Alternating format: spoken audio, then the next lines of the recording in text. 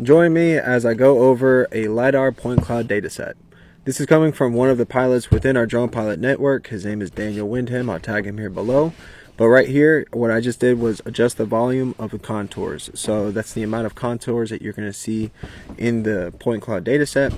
I'm zooming in right here to the transmission lines and basically just moving around the space where right now it's showing all of the trees, but we can eliminate those from that toggle right there. You see the show ground only toggle. So that'll basically remove all the trees and show you the topographic layout of the land.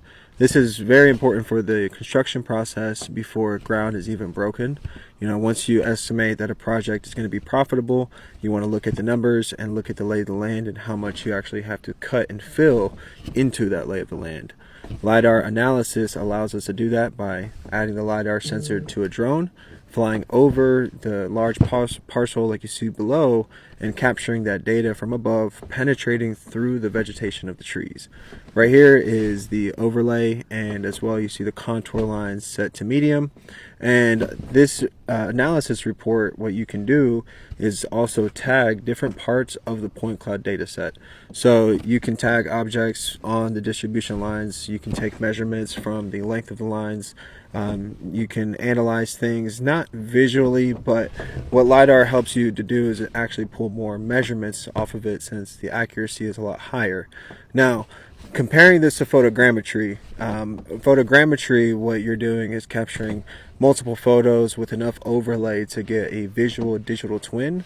LiDAR is essentially doing the same thing, but you're shooting light sensors to the ground and you're getting that reflection back up to the drone. So that's how it's able to portray, you know, this the trees above here and the vegetation up here, but it's showing this, you know, different color scale from blue to green, because that's the height from the ground.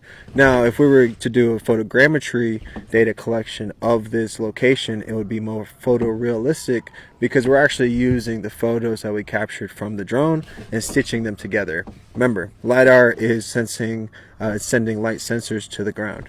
Now, this looks similar to a thermal point cloud data set where you're capturing infrared data from an object or from a structure, but the colors differentiate. So the colors in this one is obviously elevation, but if you're doing a thermal analysis, the colors would be the differentiation of the temperature.